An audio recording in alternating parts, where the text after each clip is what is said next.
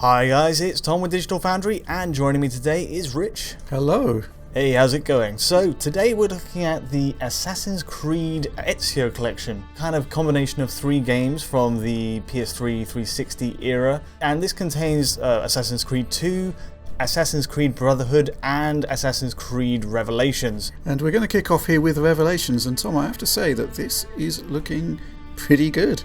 Yeah, it is of course the one that came last in the Ezio trilogy, and that means you get all the best technology from the engine as Ubisoft used it back then. Easily the standout with this one is the fact that textures are much better compared to the older games. The whole world is far more fleshed out, and by this point I think they've gotten a handle on how an Assassin's Creed game should look, and the how to work with the PS3 architecture in particular, which meant they could make it even across all platforms back then. But right now, of course, this is the PS4 Pro version, and what we're seeing here is a 4K native rendering of the game. Okay, good stuff. And I have to say, when I spoke to the developers of this one way back when, their main objective here was to create a kind of more organic, less square-like world, if you can kind of see what I mean. I think they've succeeded pretty well there. Yeah, look at all the roof tiling and the kind of walls, they kind of jut out. Yeah, and I think as we go back through each of the titles, we're going to be seeing, obviously, progressively worse visuals. And I think the main takeaway from my perspective is that this game actually scales up to 4K fairly well, the others not quite so well. Right, so the rule of thumb is last gen games seem to work pretty well at 4K on PS4 Pro. I mean, we've had Skyrim, we've had The Last of Us, which was also kind of pushing it on the original PS3 version. But here it seems like all 3 games get away with 30 FPS rock solid on PS4 Pro at native 4K, and I think that's exactly what we wanted. Yeah, I mean, that's fairly impressive, bearing in mind that all of the Assassin's Creed titles on PlayStation 3 and to a lesser extent Xbox 360 had performance issues that saw them drop beneath 30 frames per second. So we're getting a locked frame rate here, which is great, and we're also getting 4K resolution. So there is a caveat to all this, and that is how the game operates when it's in the 1080p mode. Another disappointing one, I'm afraid, because when you play this game in 1080p from the PS4 Pro's front end settings menu, it simply renders out at a native 1080p, so you don't get any residual benefits from the game being played on PS4 Pro. Even though it can natively do 4K, it just isn't going to super sample that down for you. Sorry, let's get this straight for a second. We're talking about a game that renders at 4K with no performance issues whatsoever. Right. But if you happen to have your PS4 Pro set to 1080p, or, well, I guess if you have it connected to a 1080p screen, you're going to get 1080p resolution with exactly the same frame rate. Exactly the same. Yep. No downsampling. No downsampling. Right. Yeah, it is massively disappointing. Yeah, I don't understand that. In this case, if you don't have a 4K screen, there is literally no point whatsoever having a Pro. You might as well have just stuck with your base PlayStation 4. And it just makes no sense because, you know, obviously the performance is there. It's just going completely untapped in 1080p mode. There's a workaround, but a really expensive one. As we talked about, the HD linker. Yeah, it's from the HD Fury guys. It's a Chinese-made device that essentially works as a downsampler that allows you to run any 4K source on a 1080p screen. And that is a way forward here, but it costs $200. It's like, yeah, you know, in a world where the Pro is $400, spending half the amount of money again to access functionality that you should have anyway is completely nuts.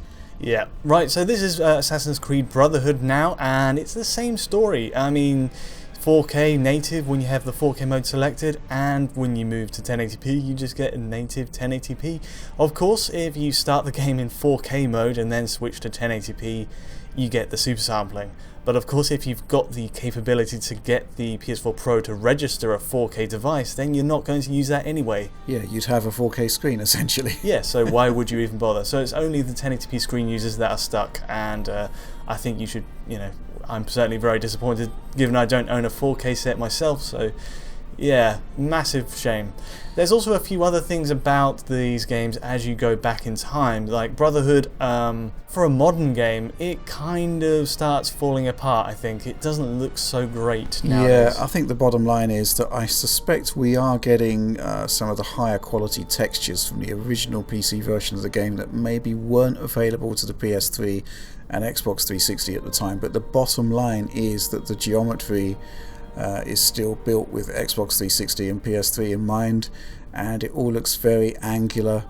Very rigid. Yeah, and it really just kind of, you know, the pristine 4K resolution just sort of serves to highlight the deficiencies in the original art, basically. I think that's the bottom line.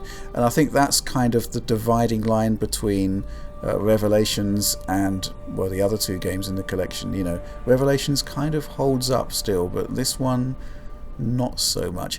I mean, there is some high quality artwork in there that does hold up at 4K, but equally when you do some close-ups on the characters, then it starts to look, you know, a bit plasticky, a bit grim. Yeah, there's a few glitches. I think that's a holdover from the PC version, even from back then.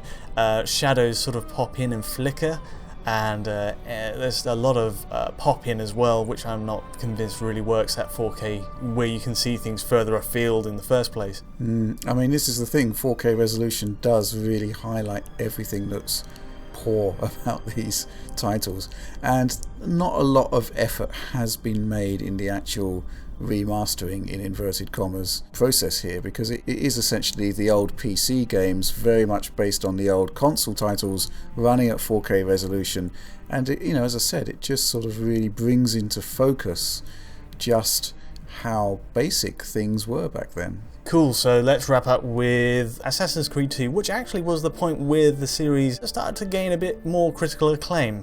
The first game was a bit of a prototype, and this is where things started coming together, but by today's standards, it's fair to say it's looking a bit dated. I think they moved on the gameplay significantly. It was far less repetitive in Assassin's Creed 2, and for its time, you know, it was an absolutely stunning game.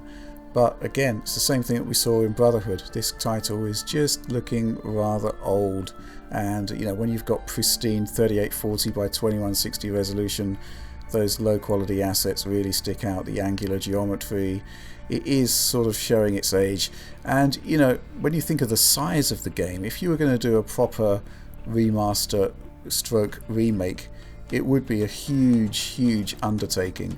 So I guess this is kind of like the best that we're going to get. I know we're kind of ragging on this game a bit, but it does bear mention. They haven't really gone deep into the settings of this game to bring it up to par with the 4K resolution. I mean, look at the pop-in across NPCs as you just run through the streets.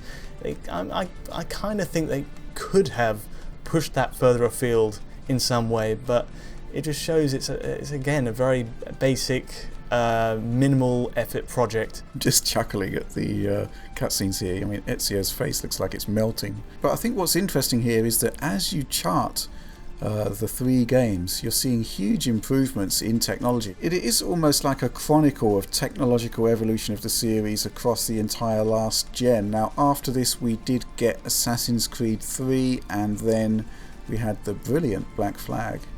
So, yes, gorgeous game. We haven't got the full chronology, as it were, but you know, you're seeing huge improvements here from game to game. But I think Revelations really is. I think, you know, in retrospect, we should be giving it a bit more credit, because obviously it moved the visuals on tremendously. Cool. Well, I guess we'll leave it there. 4K across all three titles, with some bad news for 1080p users. So lots of room for improvement here. Anyway, let us know what you think of this in the comments. Like and subscribe as always down below. Also, there's a Patreon with this video at high quality as we see it before uploading to YouTube. That's on digitalfoundry.net. But until next time, thanks for watching.